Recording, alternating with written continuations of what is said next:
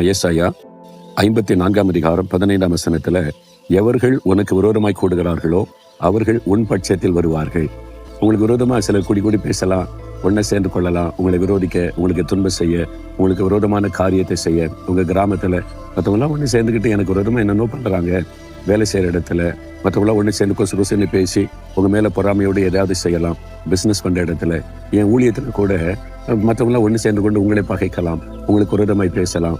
விரோதமாய் கூடுகிற கூட்டம் இந்த மாதிரி எல்லாருடைய வாழ்க்கையிலுமே இருக்கும். ஆனா ஆண்டவர் என்ன வாக்கு கொடுக்கிறார்? எவர்கள் உனக்கு விரோதமாய் கூடுகிறார்களோ அவர்கள் உன் பட்சத்திலே வருவார்கள். பொறுமையா இருங்க. பகைக்கிறவங்க பகைக்கட்டும், பேசுறவங்க பேசட்டும். பொறாமையினால ஏதாவது சொல்லணும்னு பேசுவாங்க, குற்றப்படுத்துவாங்க. ஏன் உங்க வீட்டுக்குள்ளேயே உங்களுக்கு விரோதமா 2-3 பேர் ஒன்னா கூடிக்கொண்டு உங்களுக்கு விரோதமான காரியத்தை செய்யக்கூடும். ஏன் நம்மளை பகைக்கிறாங்க, ஏன் இந்த மாதிரி பேசுறாங்கன்னு உங்களுக்கு விளங்கிக் கொள்ள முடியாது. ஆனா ஒன்றை அறிந்து கொள்ளுங்க, உங்களுக்கு விரோதமா எழும்பினவர்கள் உங்கள் பட்சத்துல வருவாங்க, உங்க சைடுக்கு வருவாங்க அப்படின்னு ஆண்டவர் சொல்லுகிறார். நீங்க அவங்கள மன்னிச்சு கொஞ்ச நாள் பொறுமையா இருந்தீங்கன்னா ஆண்டவர் சூழ்நிலையை மாற்றிடுவார்.